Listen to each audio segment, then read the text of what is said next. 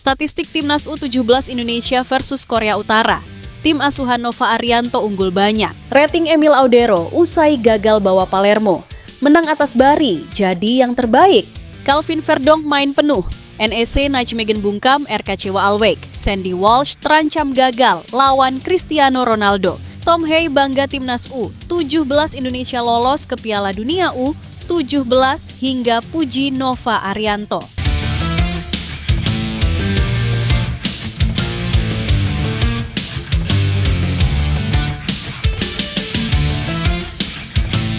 Statistik Timnas U17 Indonesia versus Korea Utara. Tim asuhan Nova Arianto unggul banyak.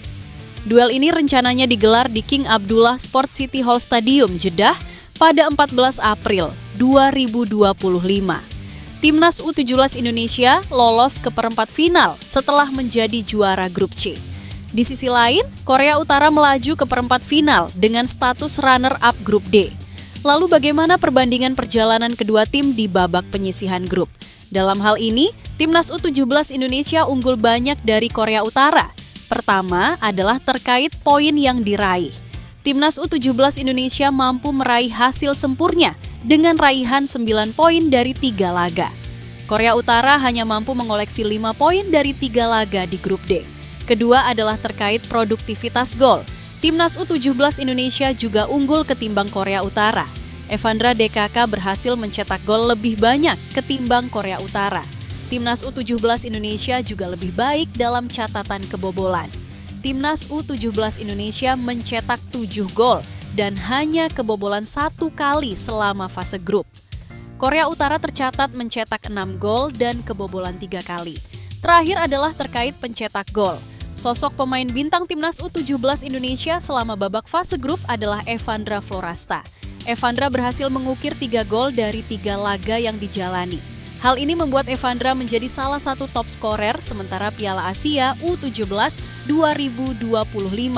Hanya ada 3 pemain yang menyamani catatan Evandra. Mereka adalah Minato Yoshida, Jepang, Kim Eun Song, Korea Selatan, Asilbek Aliyev, Uzbekistan. Di sisi lain, top scorer sementara Korea Utara adalah Park Hwang-song dan Ri Kang-rim. Keduanya sama-sama mengoleksi 2 gol.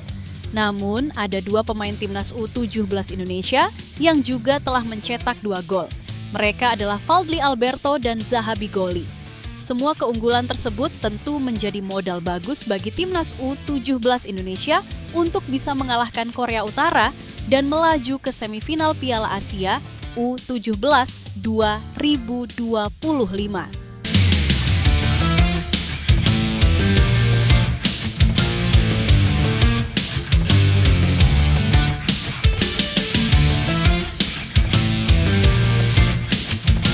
Rating Emil Audero usai gagal bawa Palermo.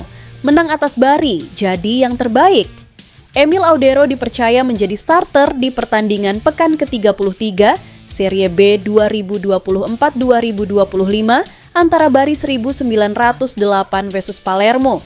Pelatih Palermo, Alessio Dionisi, juga menaruh kepercayaan kepada Emil Audero untuk bermain hingga laga usai. Dalam pertandingan kali ini sebenarnya Audero tampil sangat apik dalam menjaga gawang Palermo dari kebobolan oleh Bari 1908. Terbukti, penjaga gawang Timnas Indonesia mengoleksi 4 penyelamatan, 4 saves from inside box, dan 3 high claims. Emil Audero juga membukukan rata-rata umpan akurat sebesar 56% karena berhasil mengirim 9 dari 16 percobaan yang dilakukan. Selain itu, Audero mampu mengirimkan 4 dari 11 umpan lambung kepada rekan-rekannya saat menghadapi Bari 1908. Oleh sebab itu, Emil Audero mendapatkan rating senilai 7,2 dari SofaScore, angka tertinggi pemain Palermo setelah Valerio Ferre dan Joel Pohjanpalo. Kiper berusia 28 tahun tersebut sebenarnya berpotensi jadi pemain terbaik dalam pertandingan kali ini.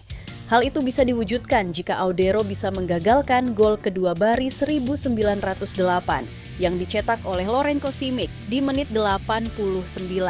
Apabila hal itu dilakukan, Emil Audero juga bisa mengantarkan Palermo mencuri 1 poin di kandang Bari 1908. Hanya saja hal itu urung dilakukan, sehingga Palermo harus mengakui keunggulan Bari 1908 dengan skor 2-1. Bari 1908 unggul lebih dulu lewat Giulio Maggiore. Palermo sempat samakan kedudukan di menit 18 lewat gol Joel Pohjanpalo. Dengan hasil itu, Palermo harus rela tertahan di peringkat 7 dengan torehan 45 poin, terpaut satu angka dengan Bari 1908 di bawahnya.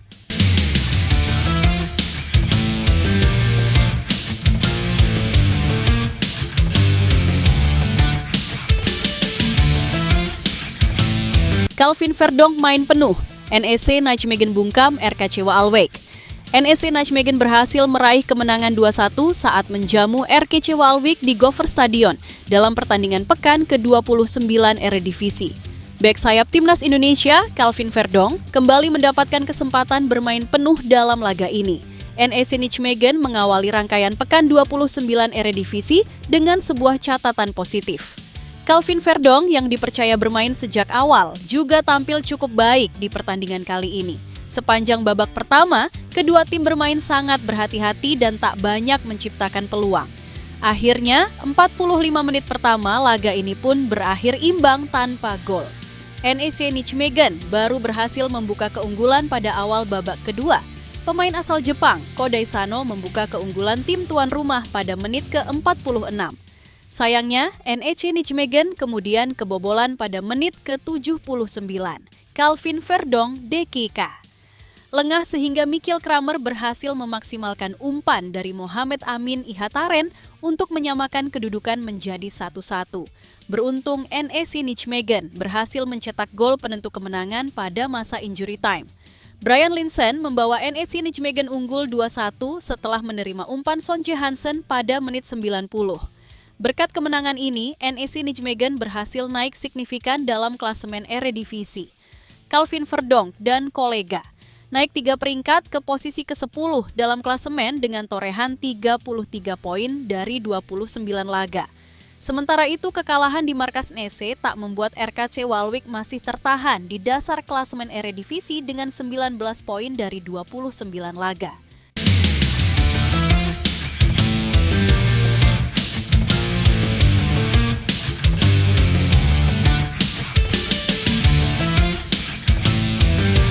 Sandy Walsh terancam gagal lawan Cristiano Ronaldo. Tim asal Jepang, Yokohama F. Marinos bakal menghadapi klub yang dibela Cristiano Ronaldo, Al Nassr pada 26 April 2025. Sebagai informasi, duel tersebut merupakan laga perempat final Liga Champions Asia, ACL, Elite 2024-2025. Hal ini sekaligus membuat pemain Timnas Indonesia Sandy Walsh memiliki kesempatan berduel langsung dengan mega bintang sepak bola dunia Cristiano Ronaldo. Namun, kesempatan tersebut kini berpeluang tak bisa terjadi. Sandy Walsh mulai tersisih dari skuad inti Yokohama F. Marinos.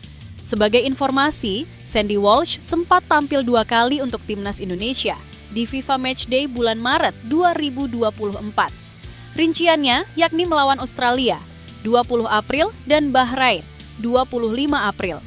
Terkait hasil, Timnas Indonesia harus dipermalukan Australia dengan skor 1-5. Tim asuhan Patrick Kluivert lalu sukses mengalahkan Bahrain dengan skor 1-0. Setelah itu, Sandy Walsh langsung kembali ke Jepang untuk memperkuat Yokohama F. Marinos. Pemain berposisi sebagai bek itu kemudian bermain penuh dengan seragam Yokohama F. Marinos pada 2 April 2025. Kala itu, Yokohama F. Marinos ditantang Nagoya Grampus. Pada kesempatan tersebut, Yokohama F. Marinos harus menelan kekalahan dengan skor 0-2. Setelah laga ini, Sandy Walsh tak mendapat kesempatan bermain lagi bersama Yokohama F. Marinos. Sandy Walsh kini sudah melewatkan 3 laga J1 League 2025. Tanpa Sandy Walsh, Yokohama F. Marinos tak pernah meraih kemenangan. Sandy Walsh sendiri tak bisa bermain bukan karena cedera atau akumulasi kartu. Pasalnya, nama Sandy Walsh selalu dibawa dalam 3 laga tersebut. Yokohama F. Marinos memang memilih untuk tak memainkan Sandy Walsh dan menempatkannya di bangku cadangan. Bila ini terus terjadi, Sandy Walsh berpeluang tak bisa beradu dengan Cristiano Ronaldo di lapangan.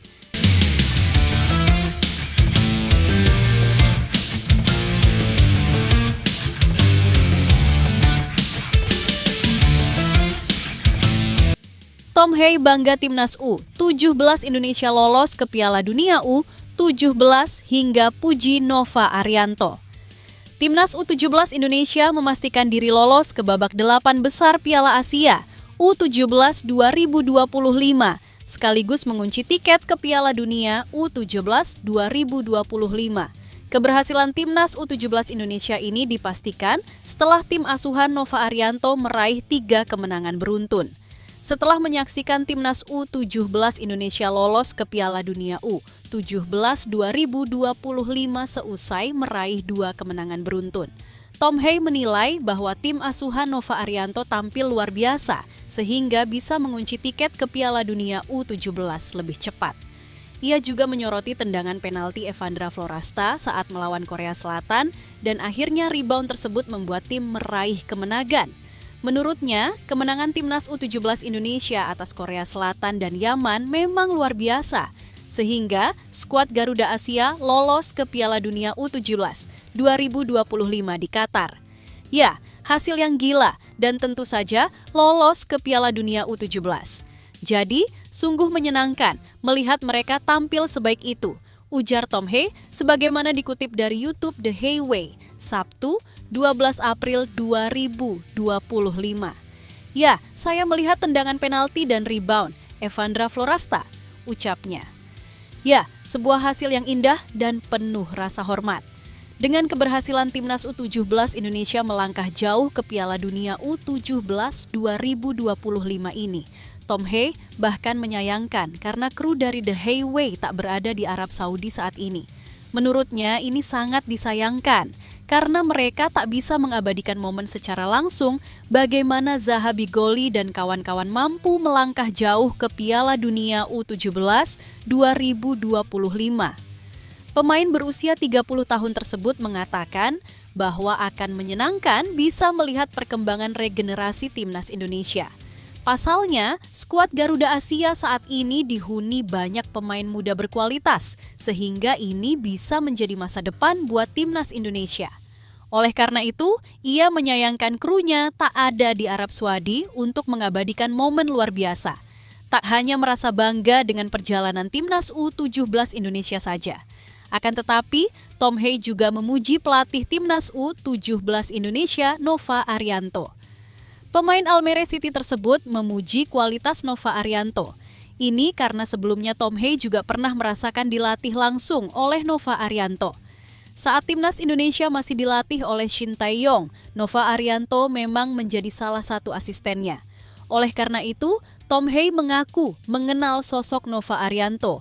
Pasalnya, ia pernah dilatih oleh Nova Arianto secara langsung sehingga Tom Hee memberikan pujian kepada sang pelatih. Menurutnya, Nova Arianto sosok yang positif dan energik, sehingga ia senang menyaksikan Timnas U17 Indonesia melangkah sejauh ini di bawah pimpinan mantan pemain Persib Bandung tersebut.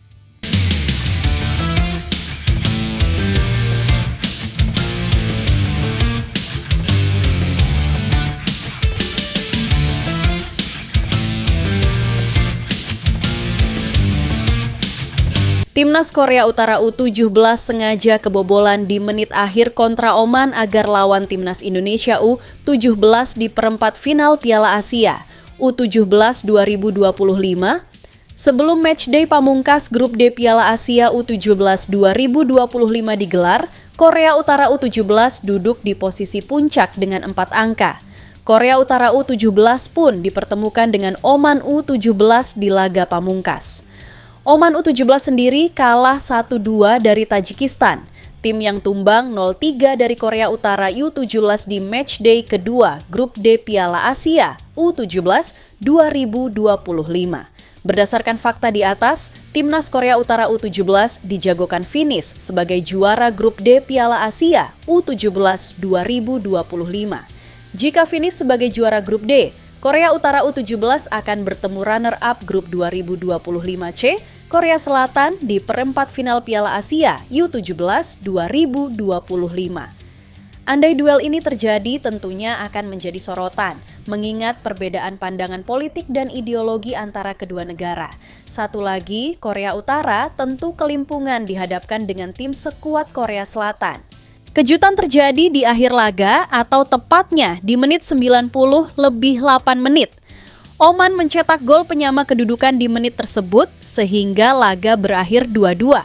Sekarang yang menjadi pertanyaan, apakah Korea Utara sengaja dibobol Oman di penghujung laga untuk menghindari Korea Selatan di perempat final Piala Asia U17 2025? Hanya Tuhan dan Korea Utara U17 yang tahu jawabannya.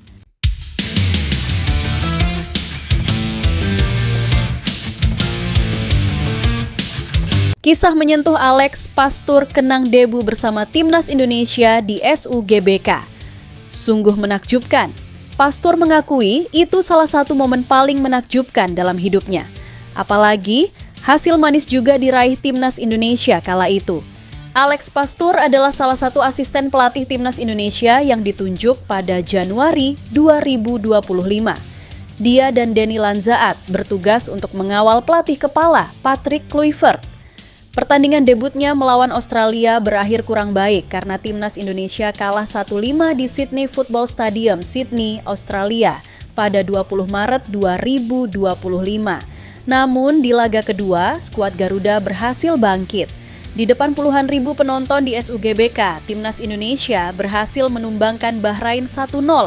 Gol tunggal itu dicetak oleh Romeni. Pastur mengakui itu merupakan salah satu momen terbaik dalam hidupnya. Dia begitu takjub dengan kondisi di SUGBK. Pengalaman orang-orang sungguh menakjubkan, kata Pastur dikutip dari Football Zone, Sabtu, 12 April 2025. Ada 78.000 orang di stadion saat melawan Bahrain. Untungnya, kami berhasil menang. Sambungnya, 2 pertandingan itu merupakan bagian dari lanjutan grup C putaran ketiga kualifikasi Piala Dunia 2026 zona Asia. Dengan hasil itu, Timnas Indonesia kini duduk di peringkat keempat dengan koleksi 9 poin. Tim besutan Patrick Kluivert itu masih berpeluang lolos ke Piala Dunia 2026, sebab masih ada 2 pertandingan tersisa di putaran ketiga untuk Timnas Indonesia. Mereka akan berhadapan dengan Cina dan Jepang dalam 2 laga sisa tersebut. Skuad Garuda akan terlebih dulu bersua dengan Cina di SUGBK, Jakarta pada 5 Juni. Kemudian bertandang ke Jepang pada 10 Juni 2025.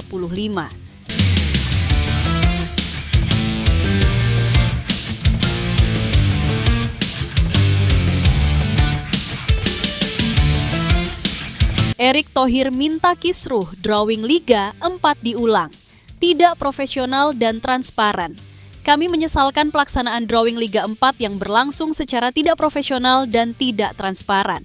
Jangan pernah main-main dengan kompetisi Liga, ujar Erick Thohir.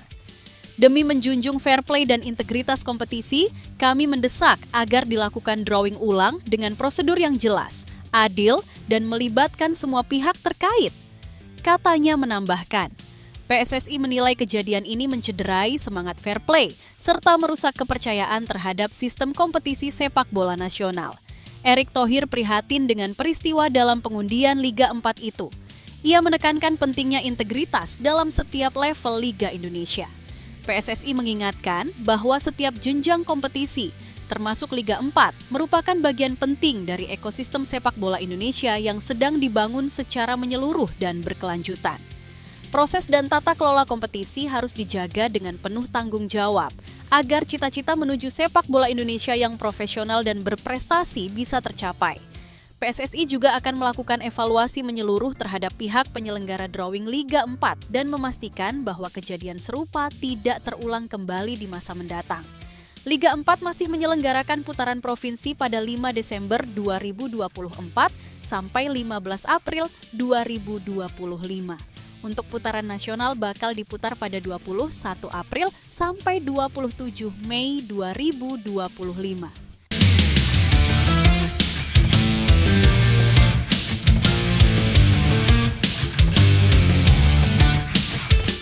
Korea Utara, lawan berbahaya buat Timnas U17 Indonesia yang pernah 2 kali juara.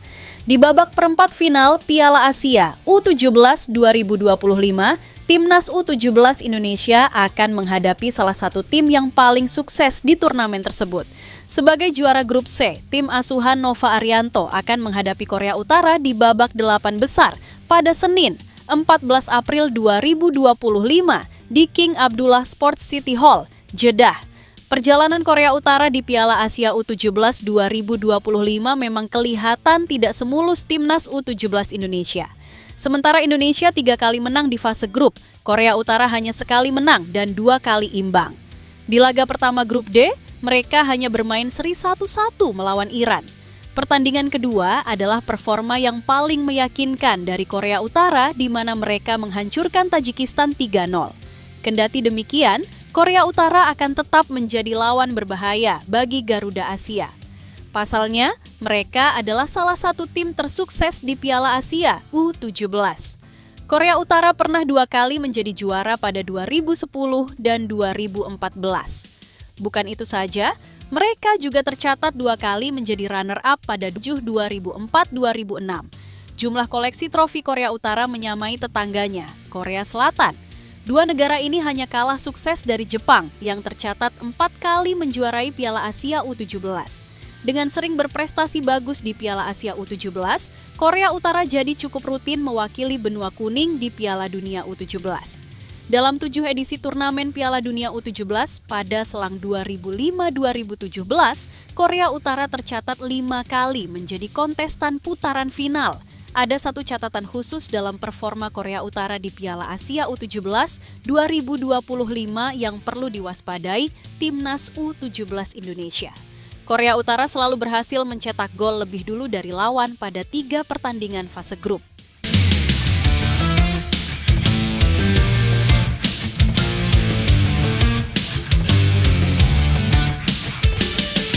Gerald Vandenberg temui Indra Syafri Jelang. Dibentuknya timnas U23 Indonesia sekadar minta saran atau tarik. Jadi rekan? Melalui unggahan di Instagram pribadinya, Gerald Vandenberg membagikan momen pertemuan dengan Indra Syafri. Dalam caption, Gerald Vandenberg memberitahukan bahwa mereka tengah bertukar informasi dengan staf maupun pelatih timnas yang saling terhubung. Pertemuan yang menyenangkan antara staf dan pelatih, kata Gerald. Kita bertukar informasi satu sama lain, tambahnya. Selain Indra Syafri, dalam foto tersebut Gerald juga bersama manajer timnas Indonesia Sumarji, pelatih kiper Sjoerd Woudenberg, serta beberapa staf. Gerald Vandenberg baru saja dipanggil oleh Erick Thohir pada akhir Maret 2025 lalu. Ketum PSSI itu ingin memastikan keberlanjutan program di timnas kelompok umur dari U17, U20, U23 hingga senior. Tapi lebih jauh kemungkinan ini juga jadi sinyak pembentukan timnas U23 Indonesia yang baru tahun ini. Seperti diketahui, timnas U23 Indonesia akan berlaga di SEA Games 2025 yang digelar pada Desember 2025 mendatang di Thailand. Garuda Muda punya tugas mempertahankan medali emas cabur sepak bola yang diraih pada 2023 lalu. Mereka juga punya agenda kualifikasi Piala Asia U23 2026 yang kemungkinan besar akan dilangsungkan tahun ini. Pertemuan Gerald Vandenberg dengan Indra Syafri menarik untuk disimak lebih jauh. Indra Syafri baru saja kehilangan pekerjaannya sebagai pelatih timnas U20 Indonesia usai tersingkir di Piala Asia U20 2025. Namun perlu diingat, pelatih asal Sumatera Barat itu juga adalah mantan pelatih timnas U23 Indonesia untuk SEA Games 2023 lalu. Ialah yang mengantarkan Ramadan Sananta DKK meraih medali emas SEA Games 2023, sekaligus mengakhiri penantian emas Indonesia di cabur sepak bola selama 32 tahun. Mungkinkah Gerald Vandenberg sowan ke Indra Syafri demi meminta saran untuk membentuk timnas U23 Indonesia? Atau lebih praktikal, Gerald Vandenberg meminta IS masuk ke dalam staf kepelatihannya sebagai asisten. Pasca lengser dari kepala pelatih timnas U23 Indonesia, Indra Syafri belum mengambil pekerjaan apapun. Menjelaskan bila timnas U23 Indonesia akan ditukangi Gradel Vandenberg sebagai pelatih kepala, bukan Indra Syafri. Saya rasa tadi sudah saya jawab bahwa kita lepas Coach Indra Syafri dari U20, ujar Erick Thohir. Kalau ditanya tim pelatih untuk timnas U20, kita belum ada, dan kalau bicara SEA Games itu kan kita bicara multi-event yang memang pendanaannya full dari pemerintah. Jadi saya melihat langkah-langkah yang kemarin kita lakukan, harus kita lakukan, memang itu kita bagian dari kita profesional melakukan tentu review. Tentu kita lihat apakah nanti pemerintah juga dengan reviewnya apakah akan mengirim tim sepak bola ataukah ada kebijakan tertentu tambahnya.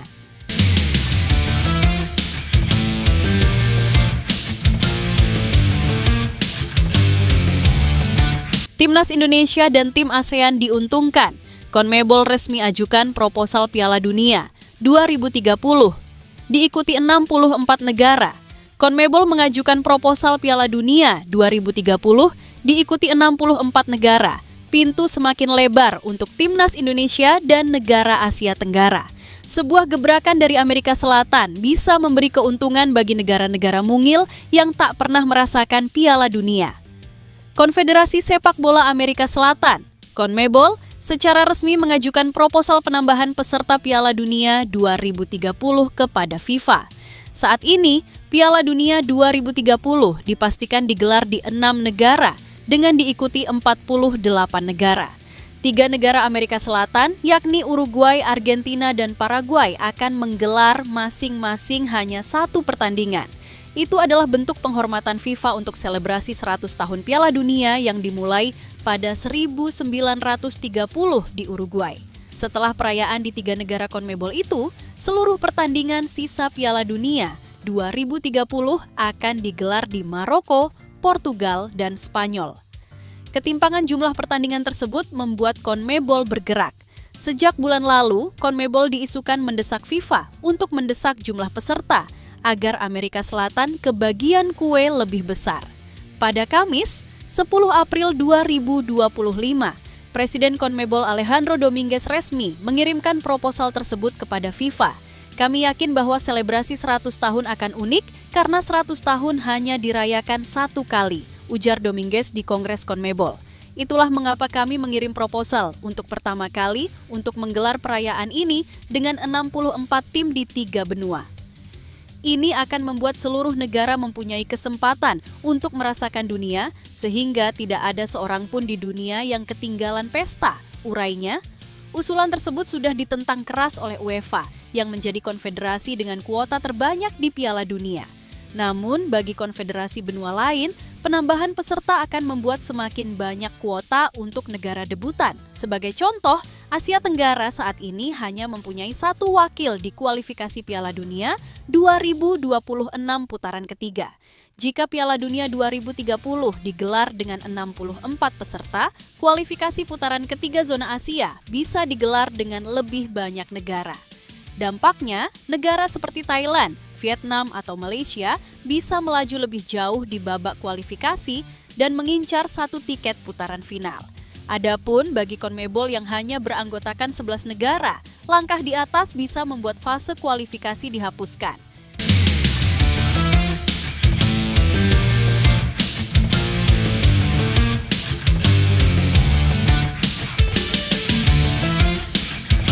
Timnas U17 Indonesia lolos ke Piala Dunia U17 2025.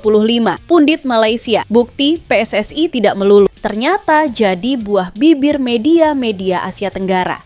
Salah satunya melalui acara Bola Itu Live di salah satu stasiun televisi Malaysia, Astro Arena, yang dipandu 2 pundit terkenal, Kish Sundaresan dan Faiz Gurun. Timnas U17 Indonesia dan Korea Selatan berhak lolos ke perempat final Piala Asia U17 2025. Selain itu, tim berjuluk Garuda Asia lolos dengan catatan bagus.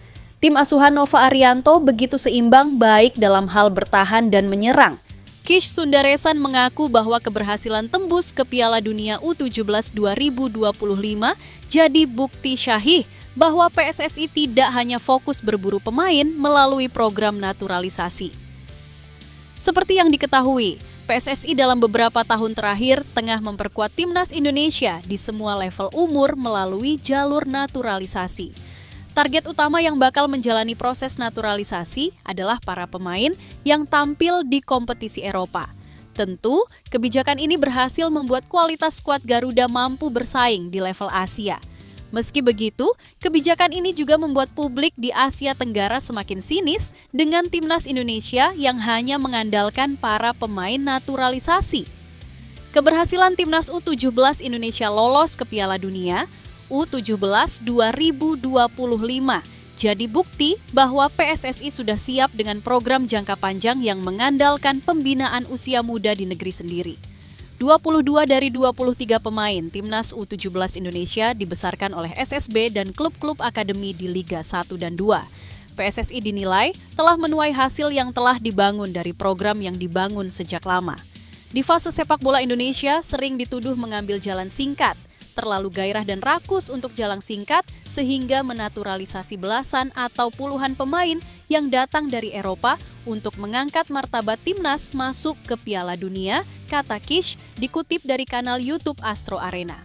Waktu tuduhan tersebut diarahkan kepada PSSI, keberhasilan ini membuktikan bahwa ada rancangan strategi yang berbeda. Tim senior dengan proyek jangka pendek, sementara di level junior ada satu proyek jangka panjang yang sedang berlangsung. Ini bukan sesuatu yang berjalan asal-asalan, ini adalah hasil daripada usaha yang telah dilakukan jauh hari sebelumnya. Pungkasnya,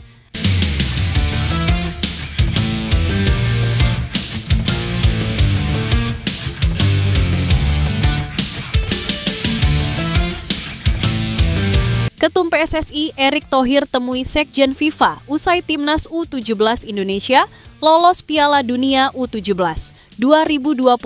Ada apa? Adapun perihal dalam pertemuan Erick Thohir dengan Mathias Grafstrom ialah melapor terkait pengembangan sepak bola usia muda di tanah air. Bertemu dengan Sekretari Jenderal FIFA Mathias Grafstrom untuk memberikan update progres pengembangan program usia muda di Indonesia. Tulis Erick Thohir dalam unggahan Instagramnya. Lebih lanjut, ia mengaku senang bisa diberi kepercayaan oleh FIFA menggelar Piala Asia U17 edisi 2023. Selain itu, pria yang menjabat sebagai Menteri BUMN itu juga mengapresiasi Timnas U17 Indonesia yang lolos ke Piala Dunia U17 2025. Senang kita diberikan kesempatan oleh FIFA untuk menjadi tuan rumah Piala Dunia U17 2023 lalu, tulis Erick Thohir. Alhamdulillah Timnas Indonesia U17 saat ini bisa kembali lolos ke Piala Dunia U17 2025 lewat jalur kualifikasi. Saya juga menyampaikan apresiasi untuk FIFA yang selalu memantau dan mendukung program perkembangan grassroots di Indonesia. Pada Piala Asia U17 2023, Timnas U17 Indonesia tampil karena status tuan rumah. Kali ini, Timnas U17 Indonesia membuat kemajuan. Timnas U17 Indonesia lolos lewat jalur kualifikasi di Piala Asia U17 2025. Dengan lolos ke perempat final, Timnas U17 Indonesia otomatis lolos ke Piala Dunia U17 2025. Kuota lolos ke Piala Dunia U17 2025 memang diperbanyak. AFC mendapatkan jatah 8 tim di luar tuan rumah Qatar. Piala Dunia U17 2025 akan digelar pada 3 sampai 27 November 2025.